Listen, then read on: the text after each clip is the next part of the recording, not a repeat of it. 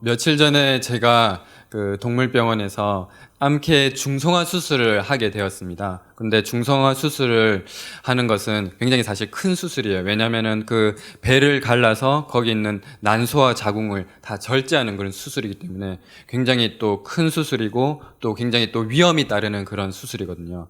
그래 거기 보면은 난소 주변에는 이런 혈관들이 굉장히 많이 분포해 있어요. 그래서 그런 거를 절제하다 보면은 막 출혈이 일어나는 경우가 굉장히 많은데, 그래서 그 출혈이 일어나지 않게 잡는 것이 굉장히 중요해요. 그런데 그것을 이제 난소랑 자궁을 절제하고 출혈이 갑자기 막 피가 막 쏟아지는 거예요. 그래서 그 피를 잡기 위해서 제가 막 거기를 찾고 그것을 봉합을 하고 했는데도 피가 멈추질 않아요.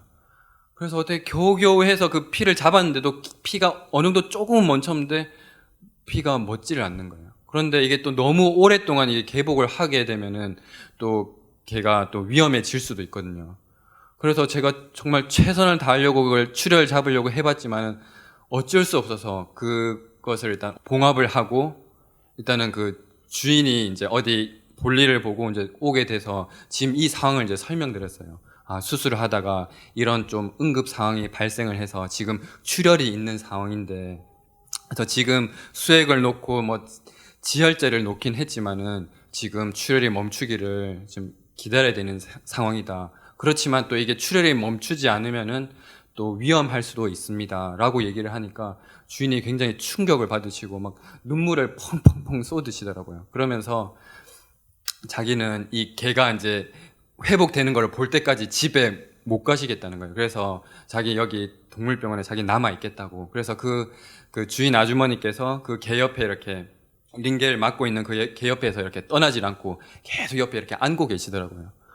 그래서 저도 이제 제가 할 수 있는 거라고는 이제 수액 주사를 놓고 이제 출혈이 멈추기를 기다리는 수밖에 없었어요. 그래서 저도 이제 간절하게 정말 기도드리고 정말 그 피가 멈추기를 기도드렸는데, 정말 참 감사하게도 시간이 지나면 지날수록 그래도 강아지가 조금씩 회복하는 게 보이더라고요. 그래서 하루를 입원한 뒤에 그 다음 날에는 이제 조금씩 걸어 다니고 먹는 것도 이제 정상적으로 먹고 해서, 아주머니가 이제 그 아침 데리러 오셨는데 그 개를 보더니 얼마나 기뻐하시든지 막 너무 좋아하시는 거예요. 그러면서 너무 감사하다고. 그래서 얼마나 감사한지 그냥 뭐 동물병원에 있는 뭐 개 관련된 막 물건들이랑 뭐 그런 사료 이런 것들을 막 다 사가지고 가시겠다는 거예요. 그 개한테 이제 주려고.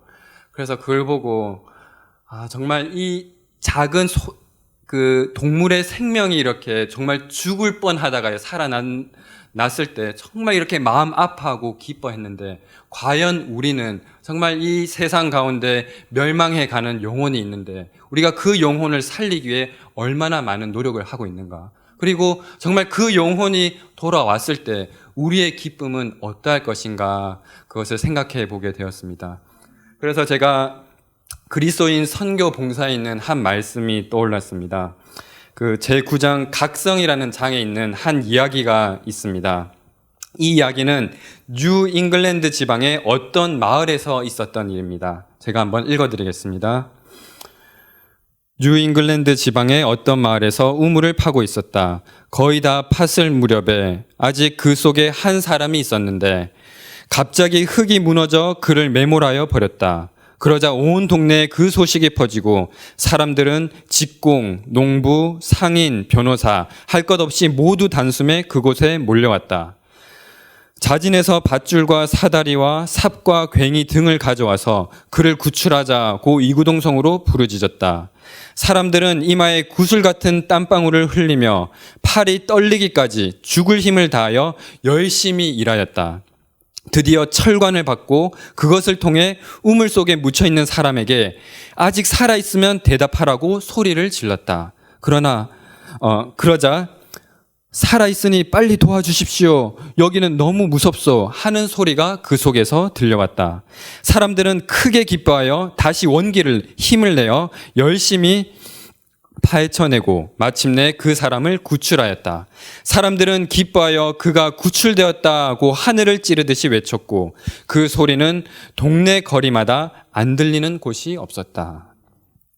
한 사람을 구원하려고 그와 같은 열심과 관심과 열성을 나타내는 것은 너무 지나친 일이었는가? 결코 그렇지 않다. 그런데 일시적인 생명을 잃어버리는 것도 이러하거든 하물며 영생을 잃어버린다는 것은 얼마나 중대한 일인가. 한 생명이 죽게 된 사실이 사람들의 마음에 그렇게 강력한 충격을 일으켰거든 하물며 영혼을 잃어버릴 위험이 있을 경우에 그리스도로부터 멀리 떠난 자의 위험을 안다는 자들은 더욱 힘쓰고 염려하여야 하지 않겠는가.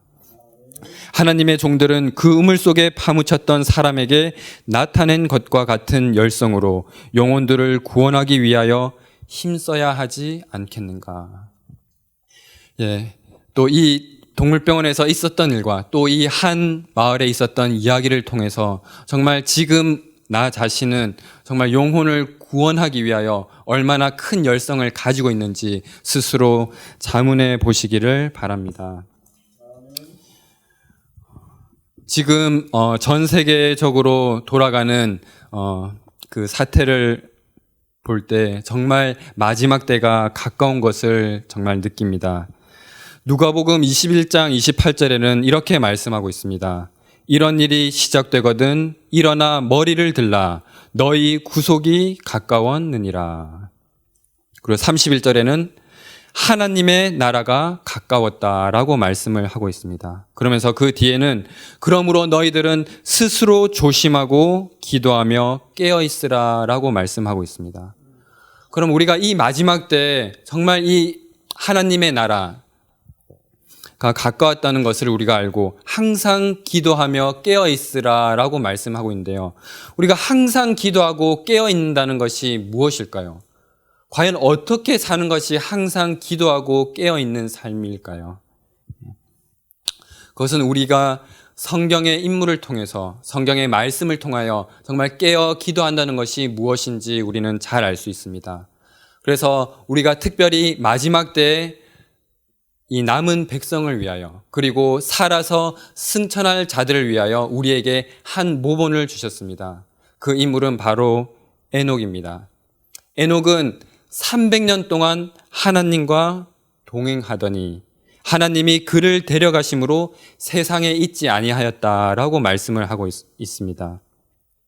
에녹이 어떻게 300년 동안이나 하나님과 동행할 수 있었을까요?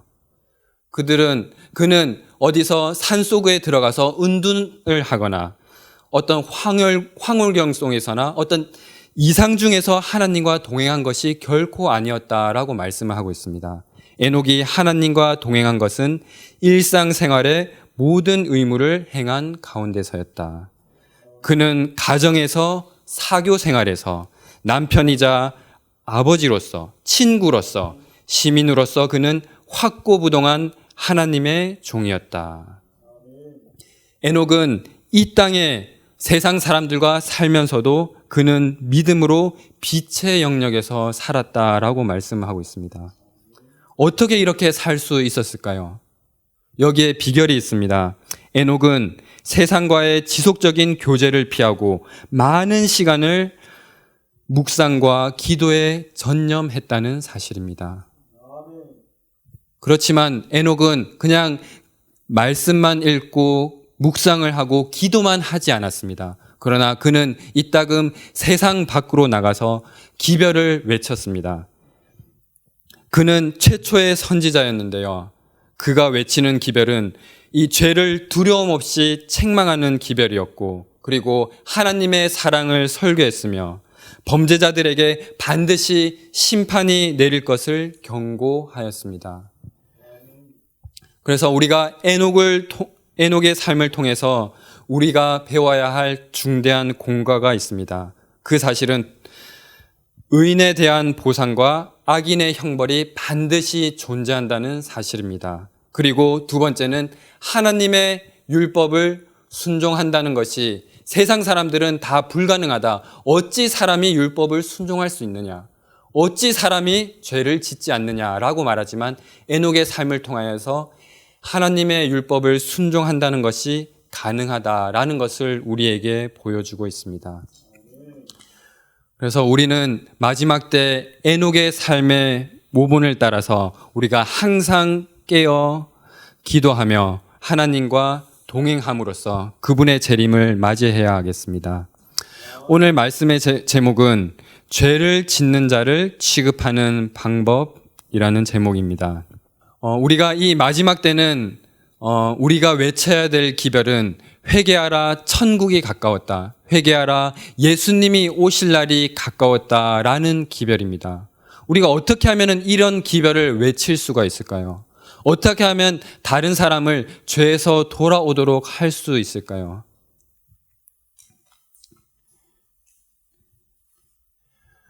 만약에 누군가가 지금 물에 빠졌다고 생각을 해봅시다. 그 사람은 누군가가 구출해 주지 아니하면은 죽을 수밖에 없는 그런 상황입니다. 그런데 그런 사람을 어떻게 하면은 구출해 줄 수 있을까요? 만약에 나도 물속에 빠져 있는 가운데서 그 사람을 구해 줄 수 있을까요? 그 사람을 구해 주기 위해서는 먼저 내가 물속에서 나온 다음에 그 사람을 구해 주어야 합니다. 그러나 우리가 많은 사람들이 자신도 여전히 죄를 짓고 있으면서 나도 여전히 죄 가운데 있고 정말 회개하지 못하고 죄를 승리하고 있지 못하면서 다른 사람들을 구원하려고 또 다른 사람에게 전도를 하려고 하는 실수를 많이 범하게 됩니다. 저도 과거에 그러한 실수를 많이 범했는데요. 우리가 영혼을 구원하기 위해서는 반드시 우리가 먼저 그 죄에서 구원받는 경험을 반드시 해야 하는 것입니다. 그럼 어떻게 하면 우리가 죄를 짓는 자를 다시 하나님께로 인도할 수 있을까요? 어떻게 하면 그 죄를 짓는 자들을 우리가 취급할 수 있을까요? 성경은 우리에게 이것을 어떻게 해야 하는지 아주 자세하고도 분명하게 말씀해 주셨습니다.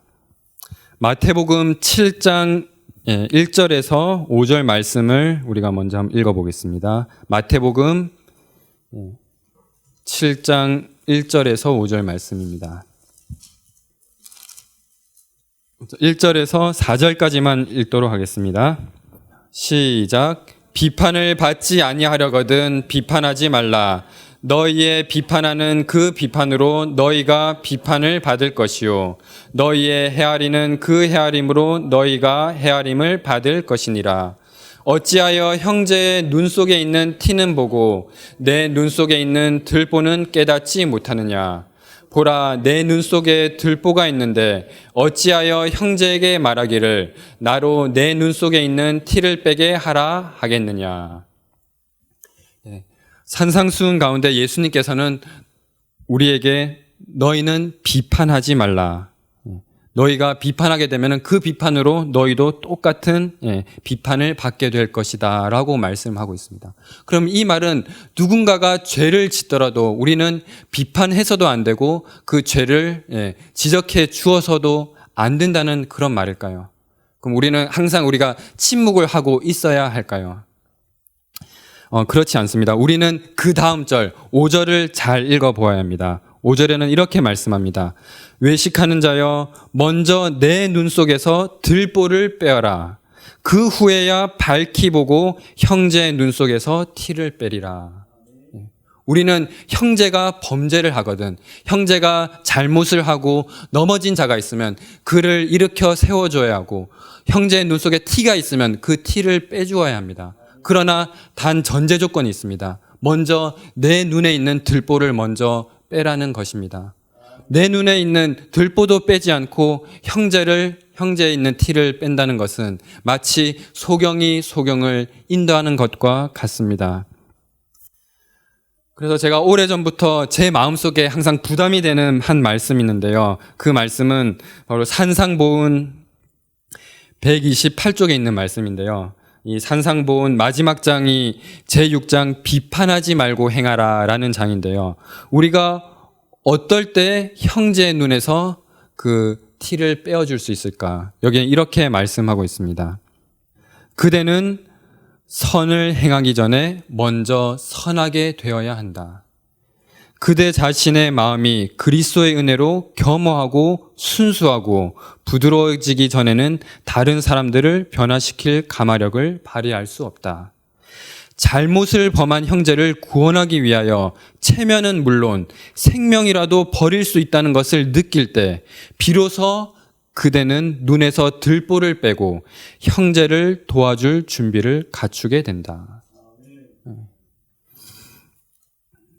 우리가 먼저 그 형제의 눈에 티를 빼내기 위해서는, 형제를 죄로부터 돌아서게 하기 위해서는 먼저 내가 선하게 되어야 한다고 말씀하고 있습니다. 그리고 내가 먼저 예수님으로부터 그 사랑을 경험하고 사랑을 깨닫고 구원을 경험한 후에 정말 예수님께서 나를 위해서 목숨을 바치셨던 것을 생각할 때 우리도 또한 남을 정말 그처럼 예수님처럼 사랑할 수 있는 마음을 가지게 되는 것입니다. 그럴 때 우리는 이러한 준비를 갖추게 됩니다.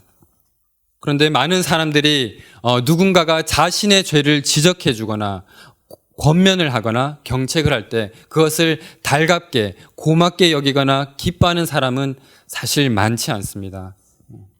그러나 그 잠언에는 이렇게 말씀하고 있습니다. 잠언 15장 32절 말씀입니다. 훈계받기를 싫어하는 자는 자기 영혼을 경히 여김이라. 견책을 달게 받는 자는 지식을 얻느니라. 그리고 시편 103편 8절 9절에는 여호와는 노하기를 더디하시며 항상 경책하지 아니하시며 노를 영원히 품지 아니하시리로다 라고 말씀하시면서 118편에는 여호와께서 나를 심히 경책하셨어도 죽음에는 붙이지 아니하셨도다 라고 말씀하고 있습니다.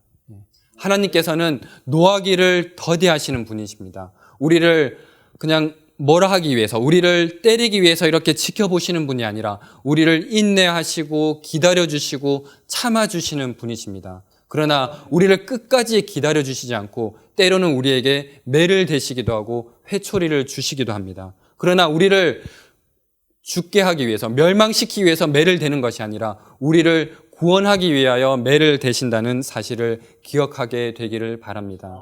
때로는 그 매가 고통스럽고 받기가 싫고 피하고 싶겠지만 정말 그것이 우리를 구원에 이른다는 생각을 가지고 그 하나님의 경책과 권면을 달게 받게 되기를 간절히 바랍니다. 그리고 우리는 각자 하나님으로부터 성경 말씀을 통해서 경책과 권면을 받아야 하지만 또 혹 누군가가 주변에 또 어른들이 아니면 친구나 누군가가 나의 죄를 이야기해주고 그 죄를 고치라고 이야기해줄 때 우리는 흔히 그것을 통해서 자존심을 상해하거나 또 기분 나빠하는 경우가 많이 있습니다. 하지만 그 말씀이, 그 사람의 말이 정말 성경 말씀과 일치하다면은 우리의 자존심을 내려버리고 정말 그 권면을 정말 감사한 마음으로 받게 되기를 간절히 바랍니다. 그래서 사도 바울은 그의 어린 제자인 디모데에게 이렇게 권면을 하고 있습니다. 디모데후서 4장 1절에서 6절에 있는 말씀입니다. 이 말씀을 다 함께 찾아보도록 하겠습니다. 디모데후서 4장 1절에서 6절에 있는 말씀입니다. 제가 1절을 읽고 여러분에서 2절 짝수절을 읽어주시기 바랍니다. 1절부터 6절까지 읽겠습니다. 하나님 앞과 산자와 죽은 자를 심판하실 그리스도 예수 앞에서 그의 나타나실 것과 그의 나라를 두고 엄히 명하노니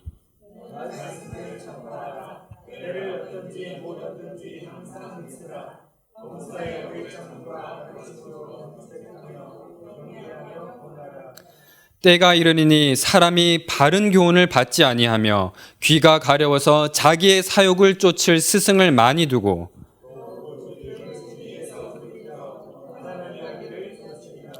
그러나 너는 모든 일에 근신하여 고난을 받으며 전도인의 일을 하며 내 직무를 다하라.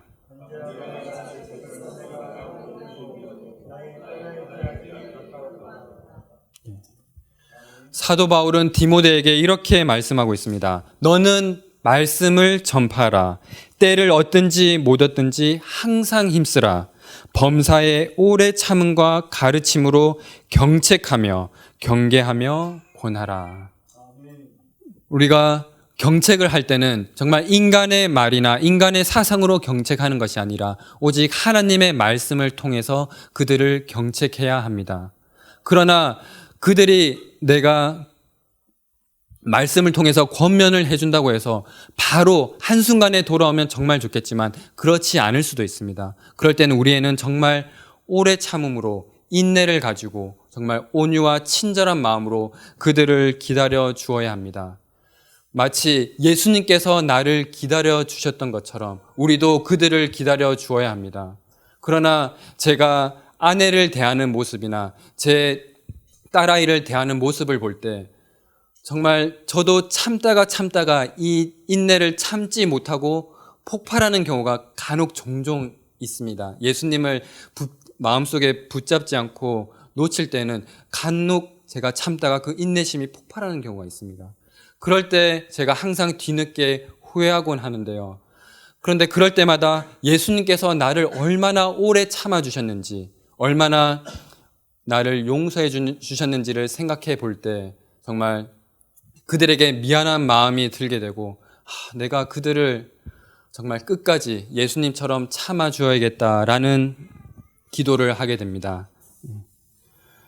그래서 우리는 정말 형제를 구원하기 위해 힘써야 합니다. 그러나 우리가 형제를 구원하기 이전에 먼저 내가 예수님 안에 있는지 또 나도 시험에 빠지지 않을지 두려움으로 자신을 부지런히 살펴보아야 합니다. 그래서 야고보서에는 이렇게 말씀하고 있습니다. 너희 중에 병든 자가 있느냐? 믿음의 기도는 병든 자를 구원하리니 주께서 저를 일으키시리라. 혹시 죄를 범하였을지라도 사심을 얻으리라. 이러므로 너희 죄를 서로 구하고 병낫기를 위하여 서로 기도하라. 의인의 간구는 역사하는 힘이 많으니라. 우리가 혹시 병든 자가 있습니까? 혹시 죄를 범하여서 또 마음에 낙담하고 상심한 자가 있습니까? 우리가 이런 자가 있으면 함께 합심하여 기도하고 눈물로써 씨름하게 되기를 바랍니다. 그렇게 간구하는 그 기도는 하나님께서 반드시 들어주시고 응답해 주신다고 약속을 하셨습니다. 그래서 마지막으로 우리가 다른 사람의 죄를 취급할 때 그리고 다른 사람들을 죄에서 돌이킬 때 우리가 어떻게 해야 할지에 대한 말씀을 하나 읽어드리고 오늘 말씀을 마무리하도록 하겠습니다. 사도행적 504쪽에 있는 말씀입니다.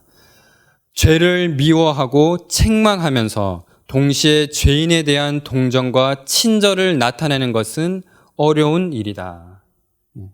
우리가 범죄자에 대하여 지나치게 가혹하지 않도록 경계하여야 하지만 죄의 지극히 악한 것을 잊지 않도록 주의해야 한다. 과오를 범한 사람들에게 그리스도와 같은 인내와 사랑을 나타낼 필요가 있지만 또한 그의 과오에 대하여 지나친 관용을 보임으로써 자신이 책망받을 행위를 하지 않은 것을 보고 책망을 쓸데없고 부당한 것으로 거절하게 될 위험이 있다. 그래서 우리가 남을 견책하고 권면할 때에는 정말 그 죄의 흉악함을 정확하게 드러내고 죄를 정확하게 지적해 주어야지만 우리가 또한 인내와 사랑을 우리가 마음 가운데 가져야 된다는 것입니다. 그래서 다른 사람에게 권면할 때 우리가 이러한 정신을 가지라고 교회 증언에는 말씀하고 있습니다. 잘못한 사람은 온유와 겸손과 부드러운 사랑이 아니면 결코 회복시킬 수가 없다. 그대가 권면할 때 그대의 태도에 주의를 하여라. 표정이나 몸가짐이나 단어나 어조에서 교만이나 자만의 빛을 제거하라. 자신을 높이거나 그들의 잘못과 대조하여 자신의 선과 의가 드러나도록 하는 말이나 표정을 주의하라. 주제넘음이나 경멸과 같은 가장 격이 먼 접근을 조심하라. 조심스럽게 모든 노기를 피하여라. 명랑한 말을 한다 하더라도 비난이나 심한 나무람이나 미증하는 것이 없도록 하고 열렬한 사랑을 보이라. 그리고 사랑의 마음에서부터 친절과 온화함만이 흘러나오게 하라. 이것은 바로 여러분이 다가오는 심판에 관련된 일을 하고 있는 것이다. 여러분의 책망이 성공할 수 있는 것은 책망하는 정신에 크게 의존한다는 것을 기억하라. 정말 마지막 때가 가까웠습니다.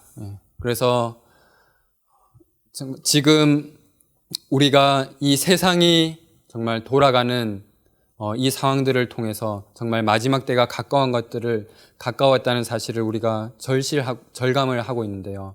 이럴 때일수록 우리가 더욱더 하나님께 가까이 나아가게 되기를 바랍니다. 그리하여서 우리 자신의 영혼만 구원받을 뿐만이 아니라 다른 영혼을 구하는 일에 우리 모두 함께 협력하여서 우리가 정말 이 복음을 온 세상에 외치게 되기를 간절히 바라면서 오늘 말씀을 마치겠습니다. 너희 생각에는 어떻겠느뇨? 만일 어떤 사람이 양 100마리가 있는데 그 중에 하나가 길을 잃었으면 그 99마리를 산에 두고 가서 길 잃은 양을 찾지 않겠느냐? 진실로 너희에게 이르노니 만일 찾으면 길을 잃지 아니한 99마리보다 이것을 더 기뻐하리라. 이와 같이 이 소자 중에 하나라도 잃어지는 것은 하늘에 계신 너희 아버지의 뜻이 아니니라. 하늘에 계신 아버지 하나님, 우리를 너무나도 사랑하셔서 이 땅에 구원받을 자가 단 한 명이 있더라도 이 땅에 오셔서 달려 돌아가실 그 예수님의 은혜와 사랑으로 인하여 참으로 감사드립니다. 우리를 구원해 주시고 우리에게 저 하늘 문으로 인도하기 위하여 우리를 지금도 우리 마음 가운데 호소하시고 우리를 인도해 주시니 참으로 감사드립니다. 우리가 정말 그 구원을 감사하며 기뻐함으로 정말 항상 하나님의 우리 안에 머물러 있을 수 있도록 도와주시옵시고, 혹 길 잃는 양이 있거나 그 우리 바깥으로 나간 영혼이 있다면은 그들을 다시 구원하기 위하여 우리의 모든 열심과 열성을 다하여 그 양을 찾는 것처럼 우리도 또한 그 예수님의 동력자로서 다른 사람을 구원할 수 있도록 도와주시옵소서. 주님, 정말 이 때가 얼마 남지 않은 이때 더욱더 우리 자신을 살펴볼 수 있도록 도와주시옵시고, 남을 구원하고 이 복음을 전하는 일에 우리의 모든 생각과 시간과 우리의 열정을 그곳에 우리가 전심으로 쏟아 부을 수 있도록 도와주시옵소서. 그리고 우리 동산에 있는 식구들 한 명 한 명 하나님께서 기억하여 주셔서 우리가 각자 생활 속에서 하나님께서 연단시키시고 준비시켜 주셔서 하나님께서 부르실 때 우리가 그 부름에 기꺼이 응답하게 도와주시옵시고, 우리가 서로 협력하고 연합하여서 정말 이 새 천사의 기별을 전하는 일에 우리가 함께 할 수 있도록 도와주시옵소서. 지금 안식일 시작하는 시간이 오니 해지는 시간까지 우리의 모든 생각과 우리의 마음과 말과 행동을 주관하여 주시기를 간절히 바라며 예수님 이름으로 기도드립니다.